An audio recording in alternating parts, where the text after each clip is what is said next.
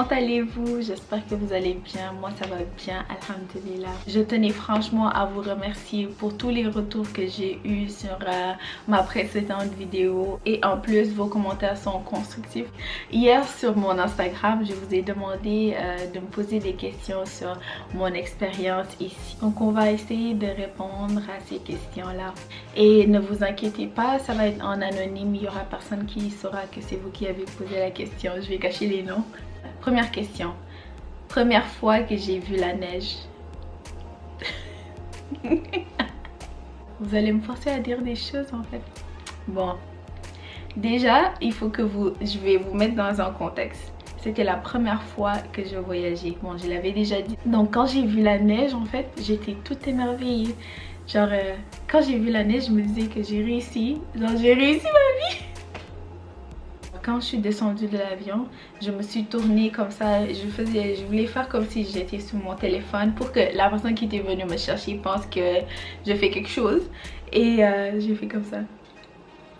Pour pouvoir goûter la neige.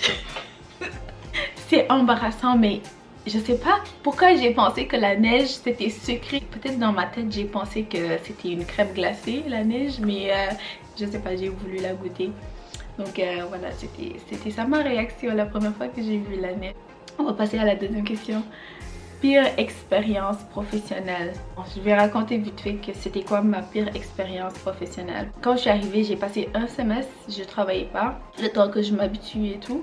Puis dès que j'ai fini l'école en avril, je me suis mis à rechercher de l'emploi. J'ai trouvé un emploi d'été dans un hôpital pour faire du ménage. Oui, je fais du ménage. Genre, vous pensez quoi? Que quand on va quitter l'Afrique, quand on va quitter le Sénégal pour venir ici, on va nous recruter ministre des Finances, directrice de banque, chargée de projet. Genre, c'est ça que vous pensez? Non, c'est pas ça la réalité. Genre, quand tu viens ici, tu n'as pas de diplôme. Donc, les seuls boulots que tu peux faire, c'est des boulots qui ne demandent pas de diplôme. Et souvent, c'est des boulots, des petits boulots genre vendeur ou bien ménage ou bien caissier, des choses comme ça.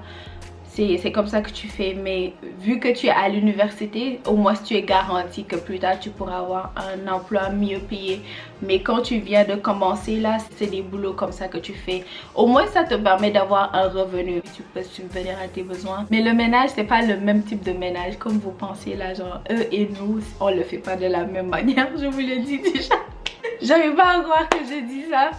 Bref, donc je faisais des erreurs professionnelles. Parfois je restais plus longtemps que ma pause, ou bien je venais en retard parfois, ou bien je tombais malade, j'appelais pas pour dire que je suis malade, des choses comme ça. Juste parce que je n'avais pas encore la culture du travail. Un jour je suis rentrée au travail comme d'habitude. Une de mes collègues m'a dit, il y a la responsable des ressources humaines qui demande à te voir. J'ai dit, ah, qui demande à me voir? Genre déjà, je l'avais jamais rencontrée. Je me suis dit, ah ok, je vais y aller toute naïve et tout. Puis là, quand je suis entrée, genre la dame était super sérieuse et tout. Franchement, elle était respectueuse, tu vois. Elle était respectueuse, 100% ça là, genre je vais même pas mentir. Elle était respectueuse, professionnelle et tout. Là, elle m'a fait savoir que c'était la fin de ma période d'approbation. Et je savais même pas c'était quoi une période d'approbation déjà. On t'a observé ton évolution depuis que tu es arrivée, ton intégration dans l'hôpital et tout. Puis on a décidé de pas te garder. Là j'ai compris, genre une larme a coulé sur ma joue. Parce que comme je m'y attendais pas. J'aimais mon travail franchement parce que ça me permettait d'avoir un revenu, de prendre soin d'avoir une certaine indépendance financière. Donc j'avais pas envie de le perdre. Et j'étais mal, franchement j'étais mal et tout. Mais au jour d'aujourd'hui, c'est pas négatif à 100% parce que les erreurs que j'ai faites là-bas m'ont permis à d'autres emplois de m'améliorer. Et c'est ça aussi, c'est la vie, c'est des expériences comme je l'avais dit l'autre jour. C'était ça, je me suis fait envoyer, licencier. On commence dès le début tout en parlant de la procédure pour venir au Canada et de tes premiers jours. Je vais juste dire pour la procédure que c'est moi-même qui ai fait mes propres démarches, genre j'ai pas été dans une agence. J'ai eu des gens qui m'ont aidé, mais voilà, j'ai pas eu à payer une agence pour faire les procédures. Donc ma mère m'a mis en relation avec un de mes oncles qui est ici. Donc mon oncle là m'a mis en relation avec un de ses neveux. Lui, il m'a aidé parce que lui, justement, il était passé par une agence qui l'avait aidé à venir. Donc, il avait un peu capté les trucs. Donc, il m'a expliqué en gros. Donc, moi-même, j'ai pris mes initiatives. Je suis allée sur le site. Franchement, le site de l'université est très détaillé. Je suis juste venue, j'ai regardé admission, j'ai vu tout ce qu'il me demandait. J'ai mis mes papiers en place et je les ai envoyés. Et voilà, c'est ma famille qui m'a aidé en fait. Donc, une fois que j'ai fini l'admission, j'ai attendu, puis après, Dieu merci, ils m'ont accepté. Et après ça, après l'admission, c'était le visa. Pour le visa, c'est l'université qui m'a envoyé toutes les informations, comment faire le visa en ligne et tout. Donc je suis entrée sur le site du gouvernement. J'ai lu la procédure, qu'est-ce qu'il fallait, qu'est-ce qu'il demandait, c'était quoi les pièces à fournir. Donc là, j'ai parlé avec ma mère.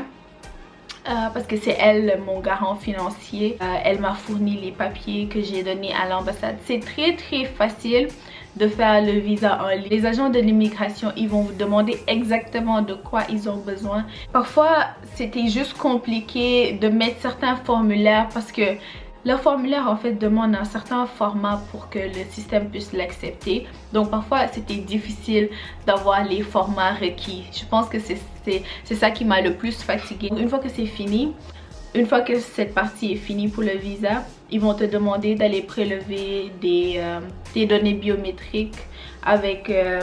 ils ont un représentant là aux Almadies, mais j'oublie le nom. En tout cas, à Dakar, je sais que c'est pas à l'ambassade qu'on va, mais ils ont un autre représentant là. Après, je vais regarder sur internet c'est quoi le nom. Donc, tu vas aller là-bas, prélever tes empreintes et tout. Et après, tu vas attendre. Normalement, le délai, c'est 2 mois. Mais ça dépend. Maintenant, avec Covid, il y a plein de choses qui changent. Généralement, si ton dossier les intéresse, ils vont te demander d'aller faire une visite médicale. Genre, on est malade quoi. Vous savez, avec le sida et tout, les Africains, il faut se méfier. Et les médecins qui vont faire les visites médicales, c'est des médecins que le gouvernement du Canada lui-même a choisi. Donc, une fois que tu as fait ta visite médicale, que tu n'es pas malade, parce que la visite médicale, en fait, ça comporte... la visite médicale, en fait, c'est sur des maladies spécifiques, genre les hépatites, la tuberculose. Tuberculose même, ils te font faire 2 sortes de tests, je sais pas, 3 sortes de tests. Et le sida, des choses comme ça. Et une fois que tu es en bonne santé... Là, tu vas attendre un peu. Je pense qu'il y a encore un certain délai. Non, tout ça c'est compris dans les 2 mois de délai en fait. C'est étape par étape, mais tout ça c'est compris dans les 2 mois de délai. Ils vont t'écrire pour te dire... ils vont t'envoyer un email là, qui dit ceci n'est pas un visa et tout. Mais ils vont t'expliquer un certain nombre de politiques. Moi franchement j'avais pas capté, mais je savais que le sort de document qu'ils m'ont envoyé c'était comme pour me donner le visa. Quand j'ai été acceptée, il a fallu maintenant que je retourne à là où j'avais pris mes données biométriques pour pouvoir récupérer mon passeport. Donc quand ils te disent, j'ai même sauté, quand ils te disent qu'ils t'ont accepté, ils vont te demander de rapporter ton passeport, d'apporter ton passeport là où tu as pris les données biométriques. Là tu vas commencer à regarder avec les agences de voyage ou juste sur internet pour ton billet et voilà, fly dans ta destination. Je pense que c'est très important d'être organisé sur la manière dont on fait la procédure, puis d'être concentré et chercher exactement quel type de papier on te demande. Ne pas essayer d'apporter un équivalent ou quelque chose comme ça. Après aussi il y a ce qu'on appelle le destin. Moi j'ai demandé 8 universités en France. On m'a refusé un à un.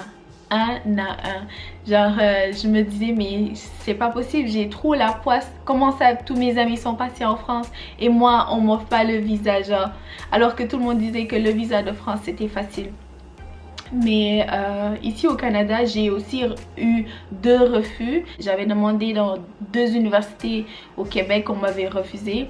Et quand j'ai demandé ici, ben, j'ai eu ma chance. Et franchement, c'est l'une des plus belles choses qui me sont arrivées de toute ma vie. Donc, juste pour vous dire que parfois on a certains projets, mais finalement, il te dit non parce qu'il te réserve quelque chose de meilleur. Je pense que je vais arrêter ici la vidéo pour qu'elle ne soit pas trop longue. Donc je vais faire une partie 2 pour continuer de répondre. J'espère que ça vous aura aidé. En tout cas, moi ça me fait très plaisir de répondre à vos questions. Parce que moi, quand je venais ici, j'ai regardé sur internet, j'ai essayé de trouver toutes sortes d'articles, toutes sortes de vidéos sur YouTube qui parlaient de l'expérience au Canada ou bien rien que dans mon université, à l'université de Hearst, mais j'ai rien trouvé. Donc si je peux vous apporter ça, moi ça me fait extrêmement plaisir. Sur ce, je vous dis au revoir. Laissez-moi en commentaire qu'est-ce que vous en pensez et on se retrouve une nouvelle fois pour une nouvelle vidéo. Bye!